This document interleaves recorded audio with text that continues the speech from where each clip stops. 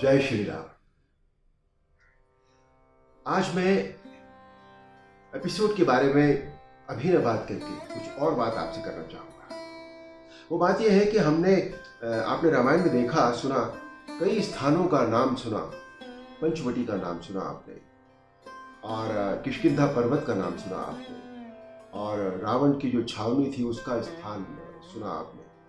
लेकिन क्या आप जानते हैं कि आज के दुनिया में उन स्थानों का नाम क्या है, या वो स्थान कहाँ पर स्थित है? पंचवटी, जिसे नासिक कहा जाता है, जल स्थान जो रावण के सैनिकों की छावनी थी, वो भी वही है, नासिक। ऋषिमुख पर्वत, किष्किंधा पर्वत, ये कर्नाटक में कोपल के नाम से जाने जाते हैं। शबरी का आश्रम बेलगाम में था, जहां कबंध राक्षस को राम जी ने उसका वध किया या उसका उद्धार किया, यूं समझिए आप। वो भी कर्नाटक में बेलगाम के पास ही एक स्थान है। ये जो स्थान है, इनके बारे में हो सकता है वहां के रहने वाले भी ना जानते हो, लेकिन आप देखिए कि वो कितने सौभाग्यशाली हैं कि वो ऐसे स्थानों पर रहते हैं जहां श्री राम के चरण पड़े, जहां श्री राम ने उद्धार किया कितने ही लोगों का।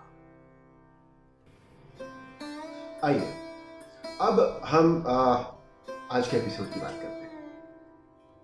श्री राम ने बाली और सुग्रीव के संदर्भ में यह कहा, जिस घर में दो भाई सच्चे प्रेम के साथ इकट्ठा रहते हो, ऐसे घर को ही धरती का स्वर्ग कहते हैं।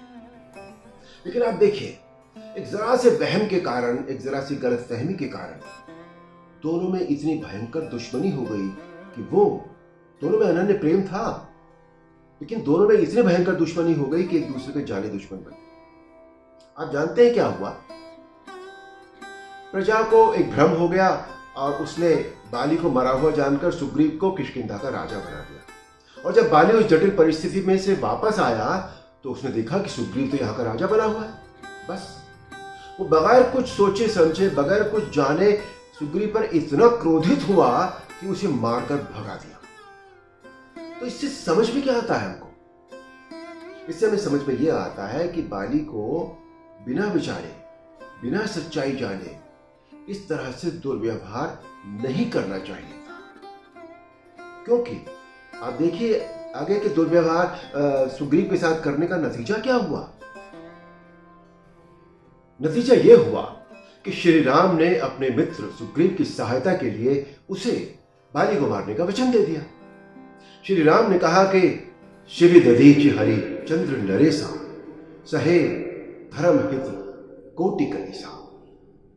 शिवि, दधीचि और हरिश्चंद्र जैसे मेरे पूर्वजों ने करोड़ों कष्ट सहे धर्म के लिए, आज उन्हीं का ये वंशज राम आप सबके सामने प्रतिज्ञा करता है कि कल सूर्यास्त से पहले सुग्रीव अपना राज्य और अपनी पत्नी दोनों को प्राप्त कर लेगा और वो अहंकारी बाली अपने नाश को प्राप्त होगा। क्या आप जानते हैं कि बाली रोज सवेरे सूर्योदय से पहले धरती का एक चक्कर लगा लेता था? क्या आप जानते हैं कि समुद्र मंथन के समय बाली ने मंदराचल पर्वत को अकेले ही हिला दिया था? क्या आप जानते हैं कि बाली से जो भी युद्ध करता था, उस व्यक्ति के बाली के सामने आते ही उस व्यक्ति का आधा बल बाली में चला जाता था। और यही कारण था कि इस वरदान का मान रखने के लिए श्री राम ने बाली के ऊपर एक पेड़ के पीछे छिपकर वार किया था। मृत्यु के समय बाली ने श्री राम से पूछा कि प्रभु, आप तो मर्यादा का अवतार हैं, फिर आपने मुझ पर छिपकर ये वार क्यों किया, मेरा वध क्यों किया? प्रभु श्री राम ने कहा, पुत्र की वधू, अनुज की भार्या और भगिनी के साथ अपनी कन्या के समान पवित्र संबंध रखना पारिवारिक, सामाजिक और नैतिक धर्म होता है। हे वानरराज, तुमने जो पाप किया है उसके अनुसार तुम्हारा वध सर्वथा धर्म के अनुसार उचित माना जाएगा। और माली को अपनी भूल का एहसास हुआ। माली को यह भी समझ में आ गया होगा कि कभी भी किसी भी बात का अभिमान नहीं करना चाहिए और मद में भूलकर भी किसी के ऊपर अत्याचार और अधर्म नहीं करना चाहिए। जय श्री राम।